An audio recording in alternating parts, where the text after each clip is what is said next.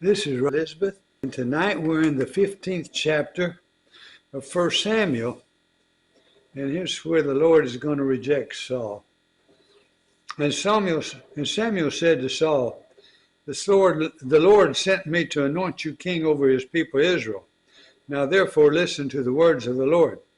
Thus says the Lord of hosts, I have noted what Amalek did to Israel in opposing them on the way when they came up out of Egypt. Now go and strike Amalek and devote to destruction all that they have.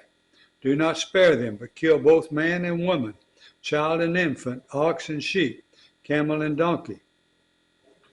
So Saul summoned the people and numbered them to Telaim, 200,000 men on foot and 10,000 men of Judah. And Saul came to the city of Amalek and lay in wait in the valley.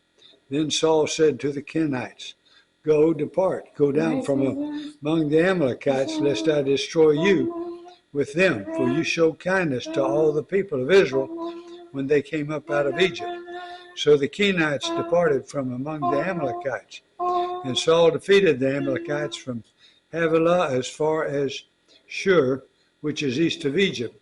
And he took Agag, the king of the Amalekites, alive, and devoted to destruction all the people with the edge of the sword. But Saul and the people spared Agag and the best of the sheep and the oxen of the fattened calves and the lambs and all that was good, and would not utterly destroy them. All that was despised and worthless they devoted to destruction. The word of the Lord came to Samuel, I regret that I have made Saul king, for he has turned back from following me and has not performed my commandments. And Samuel was angry, and he cried to the Lord all night. And Samuel rose early to meet Saul in the morning. And it was told Samuel, Saul came to Carmel, and behold, he set up a monument for himself, and turned and passed on and went down to Gilgal. And Samuel came to Saul, and Saul said to him, Blessed be you to the Lord, I have performed the commandment of the Lord. And Samuel said, What then is the bleating of the sheep in my ears, and the lowing of the oxen that I hear? Saul said, They have brought them from the Amalekites, for the people spared the best of the sheep and of the oxen to sacrifice to the Lord your God, and the rest we have devoted to destruction. Then Samuel said to Saul, Stop, I will tell you what the Lord said to me this night. And he said to him, Speak. And Samuel said, Though you are little in your own eyes, are you not the head of the tribes of Israel? The Lord anointed you king over Israel, and the Lord sent you on a mission and said, Go, devote to destruction the sinners, the Amalekites, and fight against them until they are consumed. Why then did you not obey the voice of the Lord? Why did you pounce on the spoil and do what was evil in the sight of the Lord?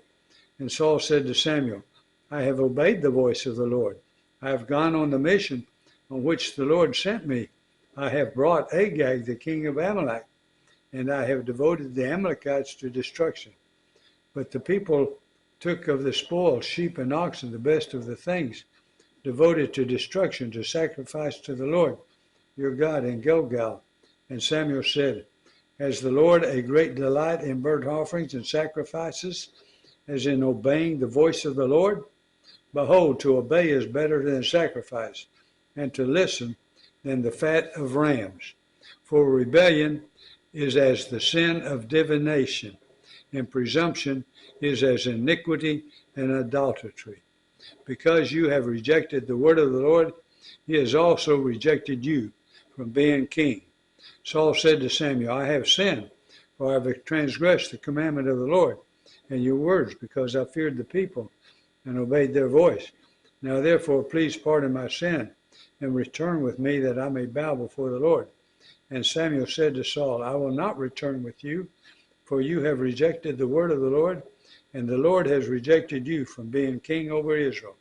As Samuel turned to go away, Saul seized the skirt of his robe, and it tore. And Samuel said to him, The Lord has torn the kingdom of Israel from you this day, and has given it to a neighbor of yours, who is better than you.